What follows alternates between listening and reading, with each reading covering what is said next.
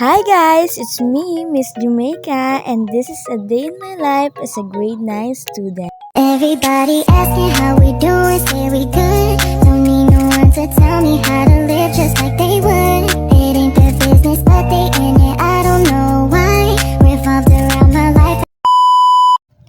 So for today's video nga, ay pupunta naman kami sa bahay ng kaklase namin para nga mag-practice dahil kailangan nga namin yun sa MAPE. At dyan nga sa part na yan, ay nag-aabang pa kami ng jeep kasi ang tagal ng jeep kaya wala kaming masakyan.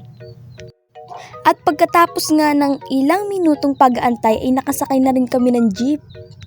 At ari na nga guys, nandito na kami sa bahay ng aming kaklase kung saan kami magpa-practice at din nga daw may malawak na space at kasyang-kasya kami.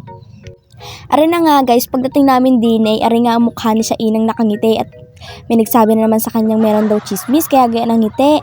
At yan naman ang mga klase kong kagulo na dahil nga hindi na magkaintindihan at init na init na.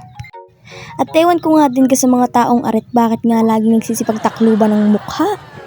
At kung akala nyo nga guys lahat na iyon abay hindi pa at ari nga humabol pa ang mga ari. At ari nga pagkababa ng mga ari ng bag ay dinidumiretso sa tindahan imbis sa pag-practice at sila nga daw ipasal na.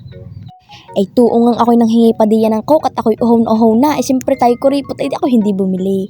Ay di na ako'y makainom ng coke ay din ang mukha ng aking hiningan.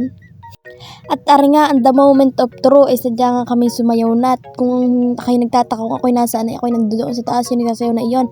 Mabilis lang ho arit gawa nga ng akala ko'y video. Sabi ko kay Wiko ay i-video ang ginawa naman pala time lapse.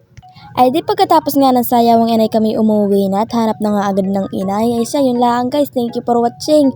Di sadyang slow mo ang video na yan at wala nang maipasak na video